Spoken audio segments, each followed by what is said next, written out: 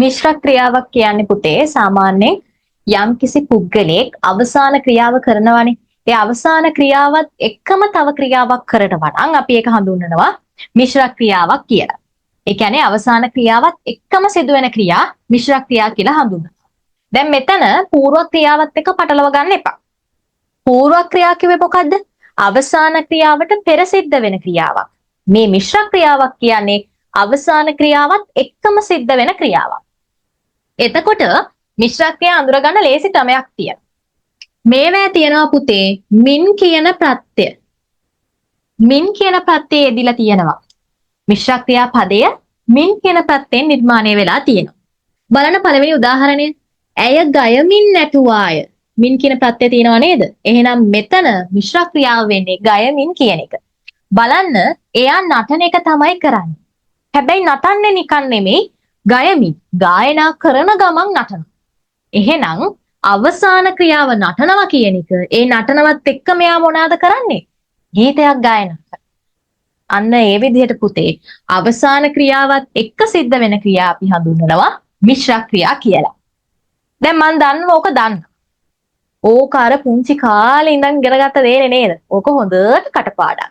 දැන් විභාගෙට ඉහත ඡේදයෙන් මිශ්‍ර ක්‍රියාවක් උපුටා ලියන්න කිව්වොත් හොයාගෙන යනවා මින් ප්‍රත්‍යය. මින් ප්‍රත්‍යය තියෙන තැන හොයාගෙන ආටක් ගාලා ලියන්න පුළුවන්. හරි. හැබැයි ඔයාලා දන්නවද තව ක්‍රමයක් තියෙනවා මිශ්‍ර ක්‍රියාවල. බලන්න දෙවෙනියට දීලා තියෙන එක. ඔහු අඬ අඬා නිවසට දිව ගියේ. දැන් ළමයි ඕකේ කොහොනේ මින් ප්‍රත්‍යය? මින් ප්‍රත්‍යය නෑ. හරිද? හැබැයි තියෙනවා මේ අඬ අඬා කියලා වචනයක්. ඒක වෙන්නේ නැති නේද මිශ්‍ර ක්‍රියාව? එහෙම හිතන්න පුළුවන්. හැබැයි මෙහෙමයි. මේකේ තියරිය ඔයගොල්ලෝ දැනගෙන ඉන්න ඕනේ පුතේ. මොකද්ද මේ අඬ අඬා කියන එක? දැන් මෙතන අඬමින් කියලා තිබ්බනම් ඔයා දන්නවා හරි ඒක මිශ්‍ර ක්‍රියාවක්. මොකද මින් ප්‍රත්‍යය තියෙන හින්දා. හැබැයි මතක තියාගන්න පුතේ මෙන්න මේ විදිහට යෙදෙන අවස්ථාවක් තියෙනවා මිශ්‍ර ක්‍රියාවල. කොහොමද මේ යෙදලා තියෙන්නේ? මේ ඇවිල්ලා පුතේ පූර්ව ක්‍රියා දෙකක්. අපි කලින් කතා කරා පූර්ව ක්‍රියා ගැන. නේද? පූර්ව ක්‍රියා කතා කරාම ඔයාලට මතකයි අපි ඒවැ කතා කරා ගොස් ඊට පස්සේ නටා ගයා බලා ඔය විදිහට තමයි පූර්ව ක්‍රියාවක් හැදෙන්නේ. එතකොට ඔය විදිහට හැදෙන වචනේ තියෙනවනේ නටා කියන එක. මේ නටා කියන එක ද්විත්ව වෙනවා. නැත්නම් අපි ලේසියට කියනවා ඩබල් වෙනවා කියලා. හරිද? එතකොට ඒක හැදෙන්නේ කොහමද? නට නටා. ගයා කියන එක ඩබල් වෙනවා. කොහොමද ඩබල් වෙන්නේ? ගය ගයා. ආන් මේ විදිහට එකම වචනේ එකම ඒ කියන්නේ පූර්ව ක්‍රියා වචනය ඩබල් වෙනවා නම් ද්විත්ව වෙනවා නම් අන්න ඒවත් අපි මොකක් කියලාද හඳුන්වන්නේ? මිශ්‍ර ක්‍රියා කියලා. පැහැදිලිද? එතකොට මෙතන මේ අඬමින් කියන එක තමයි අඬ කියන අඬා කියන පූර්ව ක්‍රියාව ඩබල් කළා ද්විත්ව කළා හදාගෙන තියෙන්නේ. අඬ අඬා. බලන්න ඒකෙත් අර අර්ථය එනවා නේද කියලා.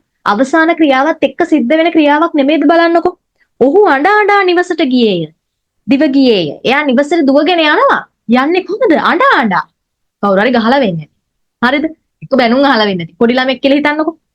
එතකොට අඬ අඬා කියන වචනේ පුතේ ද්විත්ව කළා ලියලා තියෙනවා. පූර්ව ක්‍රියාවක් ද්විත්ව වෙලා තියෙනවා. එහෙනම් හොඳට මතක තියාගන්න. මිශ්‍ර ක්‍රියාවල එක ක්‍රමවේදයක් තමයි මින් ප්‍රත්‍යය යෙදෙන අවස්ථාව. තව ක්‍රමවේදයක් තියෙනවා පූර්ව ක්‍රියාව ද්විත්ව වෙන අවස්ථාව. ඔය දෙකම මිශ්‍ර ක්‍රියා තමයි. ඔයාලා මම දන්නවා මේ මින් කියන එක හොඳට අඳුරනවා.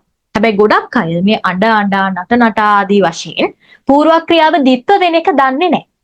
ඒතර විභාගෙටත් ගොඩක් වෙලාවට මේ වගේ වචන නොදී මෙහිම වචන දීලා මේක මොන ක්‍රියාවද කියලා අහනවා.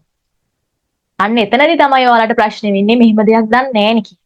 අන්න ඒ හින්දා දැන් පැටලුම එහා ගන්න ඕනේ. මෙතනින් එහාට අමතක වෙන්න බෑ. හොඳට මතක තියාගන්න. මිශ්‍ර ක්‍රියාව කියන එක මින් ප්‍රත්‍යයත් එක්කත් නිර්මාණය වෙනවා.